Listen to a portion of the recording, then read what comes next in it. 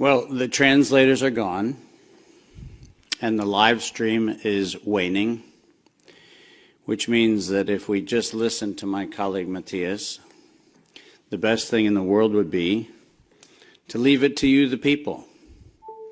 Now it's up to you to share what clearly, based on the cavernous emptiness we see in all of these spaces, is only going to be heard if you share it. So it feels very appropriate that I should be the one with the quietest voice. But let's let that lion roar, shall we? I'm done talking about COVID, and I'm done talking about SARS-CoV-2, and I'm done for a very simple reason. For 110 years, we, the people of the world, have been lied to. We're a group, a very small number of criminal, industrial conspirators decided to subordinate the entirety of the human population for the purpose of their sinister plans to enrich themselves while impoverishing and killing the rest of humanity. And I'm done being polite. We've long passed polite. When the words acceptable death rate become part of an industrial norm, we have lost the plot of humanity. And that's not my words.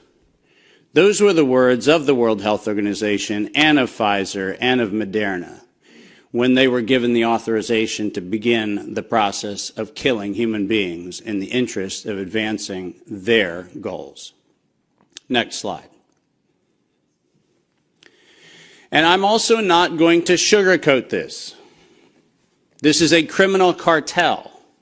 We are acting as though there's some sort of redeemable quality somewhere in some esoteric layer that somehow or another the World Health Organization must have some salutatory benefit. Well, I'm going to tell you, since its formation in the 1940s, the World Health Organization has been nothing more than a criminal cartel that has a sole and singular intent. And I will show you the document that proves what I'm saying. This is not an allegation. This is actually provable by their own words in their own hand.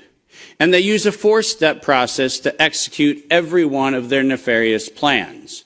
They begin by planning an exercise, then they go to the business of funding that exercise, then they create the rationale for the thing that they're going to do, and then they deploy and profit from it. And in violation of 15 U.S. Code Section 19, which for those of you listening, coincidentally started with the Clayton Act in the same year that the World Health Organization in the United States, 1913, the same year the World Health Organization's progenitors also started. So I find it fascinating that we passed the Clayton Act in 1913 and we set in motion 110 years ago the criminal conspiracy which we now call the World Health Organization. 110 years later. And in violation of TIFU, or TEFU, I don't even know how to say it, the TFEU, the treaty allegedly for the functioning of the European Union, which I think needs to now be called the Treaty for the Dysfunctional European